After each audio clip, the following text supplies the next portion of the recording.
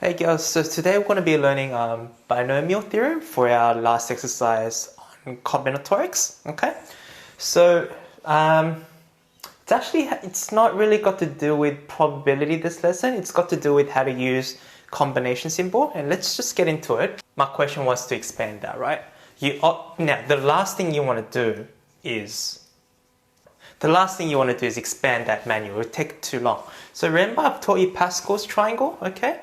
Let's have a look at what Pascal's triangle looks like. So the way to draw Pascal's triangle is you always start by drawing 1 on top and 1, 1 at the bottom. Okay, that's your startup. And the next line, you always start with 1, but then you add these two numbers. 1 plus 1 is 2, and then you always end with 1. Okay, let's keep going with that pattern. For the next line, it's going to be 1 again, but then you add the two numbers on top. 1 plus 2 is 3. 2 plus 1 is 3, and then you end with 1 again. All right, just as another recap, start with 1, that's 4, that's 6, that's 4, and that's 1. And you can obviously go on and on and on. That's Pascal's triangle. The reason why this is useful is because if you want to expand to something to the power of 3, this is the one that you want to use, okay? So start with the number 1, and then you get the first term in the bracket, and then you raise it to the power of 3. That's your first term. Plus, the next coefficient is 3, so you write 3, and then you still write the first term, but now this time, the power is going to be 2. It gets reduced from 3 down to 2, then the second letter comes in to the power of 1. Do you see the pattern? So we've got 3 here, but here we've got 2, but notice 2 plus 1 is equal to 3. So the total of the powers has to always equal to 3. Plus, the next one is also 3. Write A, but now see how I've got 3, 2. Now this one is going to be 1. So the power of the A reduces by 1, but the power of B goes up, okay? 1 and 2. The last coefficient is 1, so that's just 1. Now there's not going to be A anymore, but B is going to be to the power of 3. So that's how you use Pascal's triangle to expand all this quickly. So the pattern is 3, 2, 1, and then it also goes backwards for the second one, 3, 2, 1. Okay?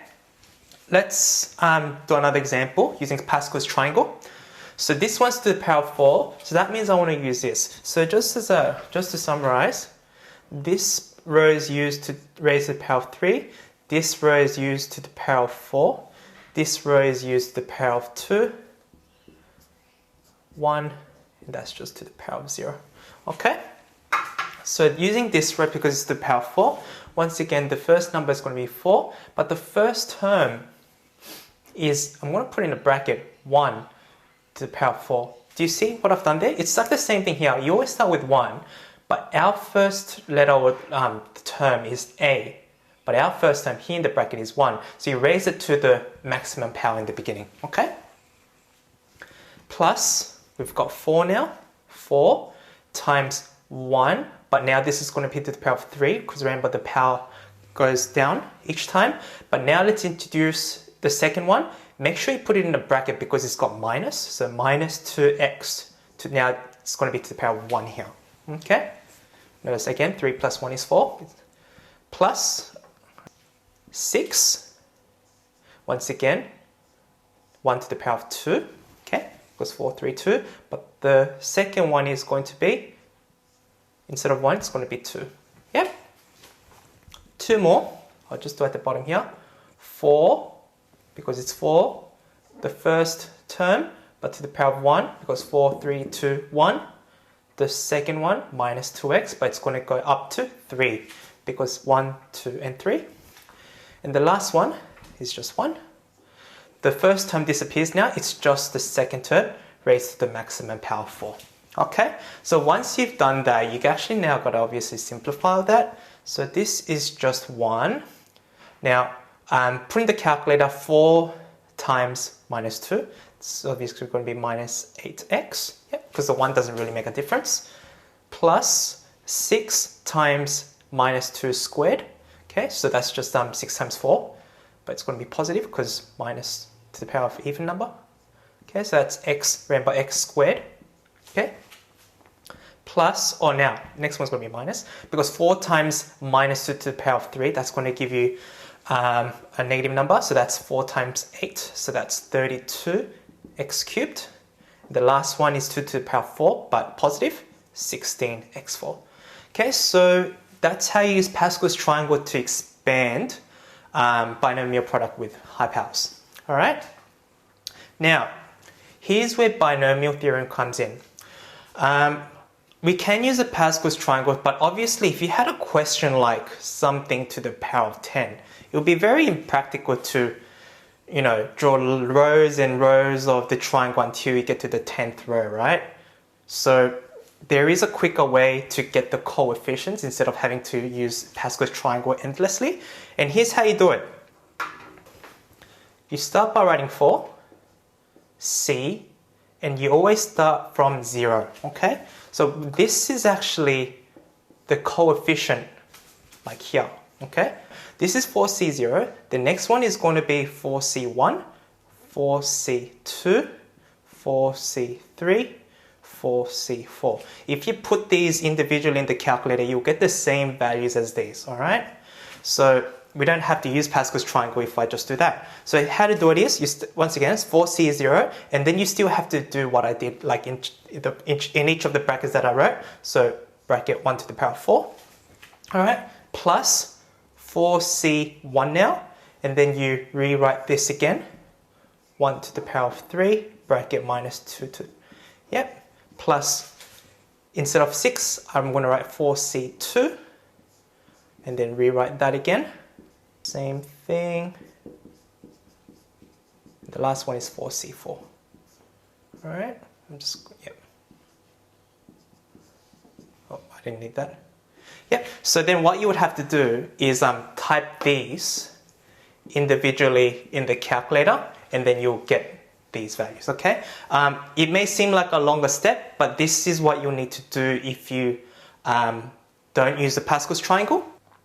And it's not just for that. You'll see later on we actually need to use this to answer a few different types of questions, but just know how to do this, okay? So let's do what I taught you here now. So instead of using Pascal's triangle, we're going to do everything in binomial theorem now. So let's do the same thing here. So this time we got to the power of 5. So my first term is going to be 5C0, okay? Remember, you always start with 0. And then write the first term with the maximum power, 5, okay? Plus, next one's going to be 5C1. The first term is now going to have x to the power of 4. Now introducing the second term to the power of 1, yeah? Plus 5C2 now, x to the power of 3 now, but the second term now is to the power of 2, plus 5C3, x to the power of 2, 1 over x to the power of 3, plus, I'm just going to keep going, 5C4, x to the power of 1, 1 over x to the power of 4, plus 5C5, the first term is now gone, it's just the second term with the maximum power. Okay, so that's how you would do it without having to use Pascal's triangle again. So what you'll need to do now is evaluate this. 5. So you know how to type these in the calculator. So I'll just write down the answer. Is just x to the power of 5 plus, now this is 5.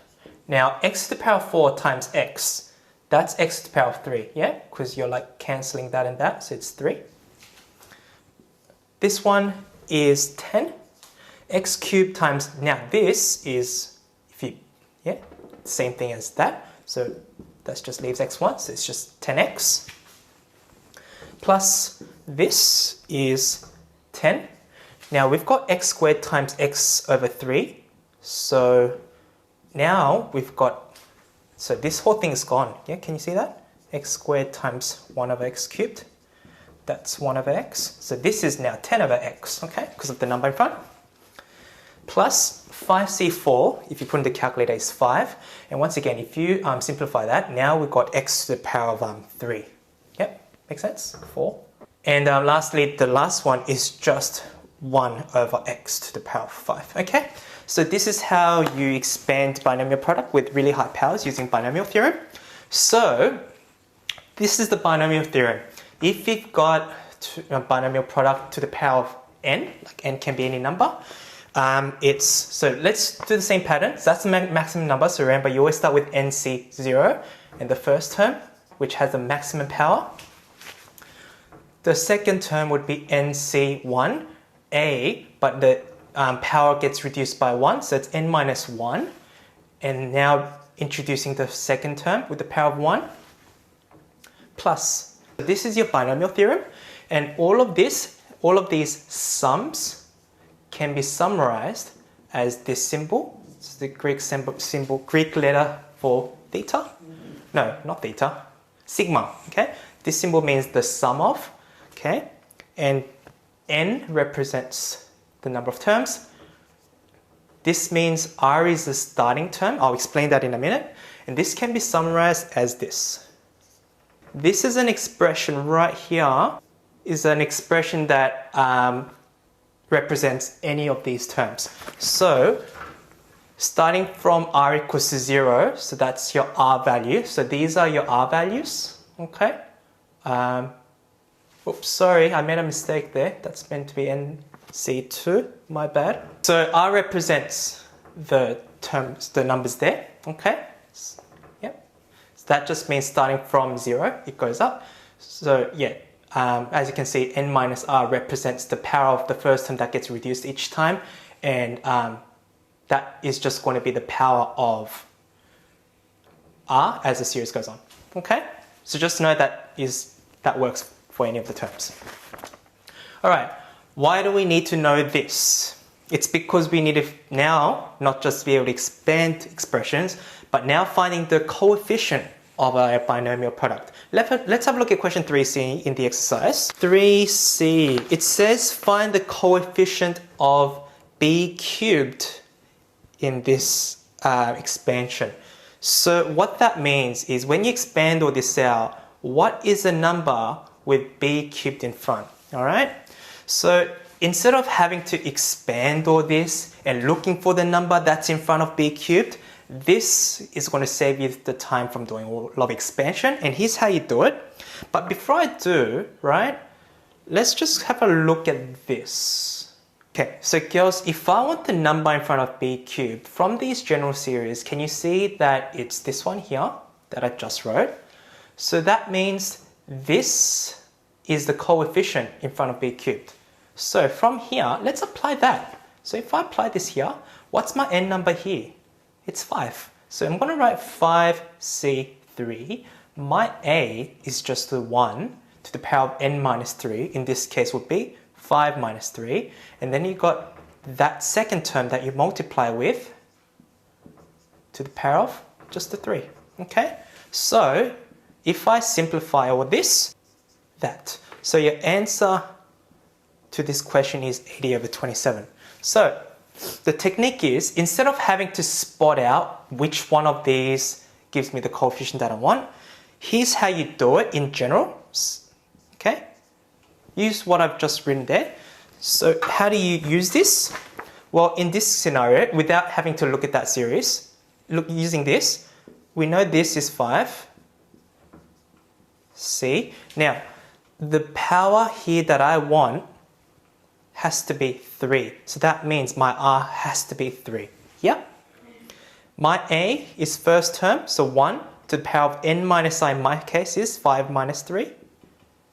B to the, oh, not sorry, that's not, my second term is this to the power of 3. And as you can see, what I've written here is exactly the same thing as that I've written there without having to look at the series and spot out which one I need. So this is how you do it. So now let's apply this same technique for another question. So in question 4, it says find the coefficient of x to the power 4. So find the number in front of x4 if you expand this out. That's basically the question. Okay. So let's apply it here. My n is 6. 6c. Now we need we need x to the power 4 this time. Keep that in mind. So that means I need the first term, I need that to be 4. Okay? So that means, I don't know what r is yet, so let me just write r. My first term in the bracket is x. I need the n minus r to be 4. So what does that mean? If I need my n minus r to be 4, and currently, what's my n number? 6. So that means, from here, what does r have to be? 2. Does that make sense? Yeah, 6 minus 2 is 4. So that means my r number is 2. X is now to the power of 4, which is what I want.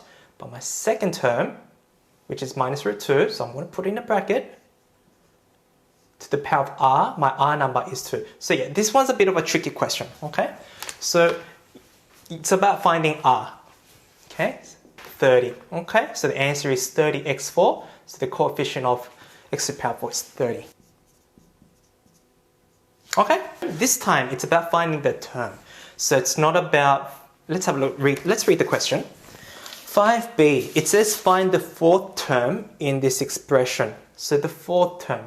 So it's not about what the coefficient in front of a certain power, it's about finding the fourth term. Okay, let's look back in this example. When the power is 3, how many terms do you have? 1, 2, 3, 4. So it's always 1 plus 1 terms to the power of 3. You look at this one. If it's the power of 4, I have 1, 2, 3, 4, 5 terms. So I just want to let you know the number of terms when you expand something is plus 1 to the power. So I want to illustrate that here.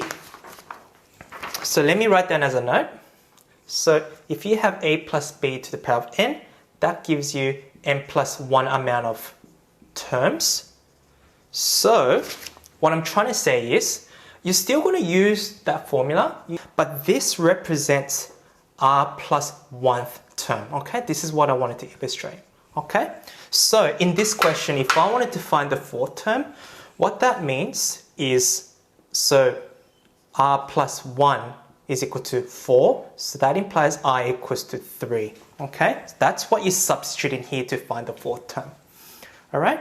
So let's do it. My n is 7, my r is 3, my first term is 1. Look, it doesn't matter what power I write here because 1 to the power of anything is just 1 anyway. It's just this one that I'm concerned about. So times minus 2a to the power of r, which I found is 3. So this is going to, once you evaluate that, that's going to give you what the fourth term is, okay? That's a technique. So this is your fourth term, okay? All right, another typical question is now finding the constant term. Constant term is the number in front of nothing. There's no letter, or in other words, x to the power of 0. We've got 6cr. We don't know what r is. Remember, that's the process of finding it. That is x. N minus r, in this case, will be 6 minus r times my b is 1 over x to the power of r. Okay, now here's what you need to do. If I want, remember, constant term is x to the power of 0. So let's evaluate that. This is x to the power of minus r. Yeah. So what do you do with the powers?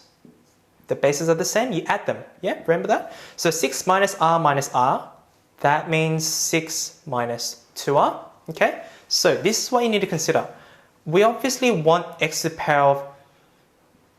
We want the x to have a power of 0 to find the constant term, remember? So that implies from here, is equal to, what is it? 3. That's what you do. You substitute r equals 3, sub it in here, and then you'll find the constant term. So it's basically the same step as what I did here. So that's 6. So that's your constant term in this series without having to expand it. Okay, if you have any questions, let me know. Thanks.